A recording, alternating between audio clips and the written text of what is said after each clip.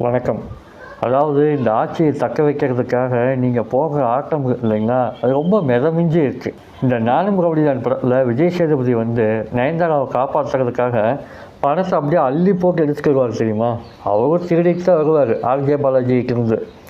அதே மாதிரி நீங்களும் உங்கள் ஆட்சியை தக்க வைக்கிறதுக்காக எம்எல்ஏக்களை அங்கங்கே அள்ளி போட்டுக்கிட்டே இருக்கீங்க.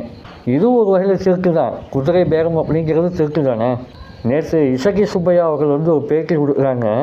அது வந்து கிட்டத்தட்ட ரொம்ப ஆணவமான பேச்சு தான். அவர் என்ன சொல்கிறாரு, நாங்கள்லாம் ஆதாயம் தேடி வந்தோம் அப்படின்னா விடுதலை சிறுத்தைகள் கம்யூனிஸ்டுகளாக எந்த ஆதாயம் தேடி இங்கே வந்தாங்க அப்படின்னு கேட்குறாங்க. அவர் கேட்குறது ஒரு விதத்தில் நியாயம்தான். இப்போ இத்தனை நாளாக கொள்கைக்காக மட்டுமே போராடிக்கிட்டு இருந்த உங்கள் இயக்கம் இப்போது ஒரு தரத்தில் கீழே இறங்கி வந்துருச்சா? குறிப்பாக எழுச்சி தமிழர் திருமாவளவன் ஐயாவை பற்றின ஒரே கேள்வி தான் கேட்குறேன். நீங்கள் இந்த அதிகாரத்தை பிடிச்சது மிகப்பெரிய வரலாறாக கூட இருக்கலாம் உங்கள் வாழ்க்கையில். ஆனால் இந்த வரலாற்றை பிடிக்கிறதுக்காக நீங்கள் ஒரு பயணம் பண்ணீங்களே இந்த 10 நாள், இந்த பயணம் மொத்த வரலாற்றையே கருப்பு புள்ளியாக மாற்றிடுச்சு.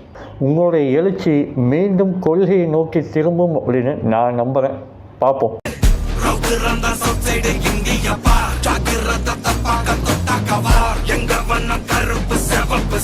எங்க கதை அகர முதல தொட்டு தாடி கிழவன் பிளட்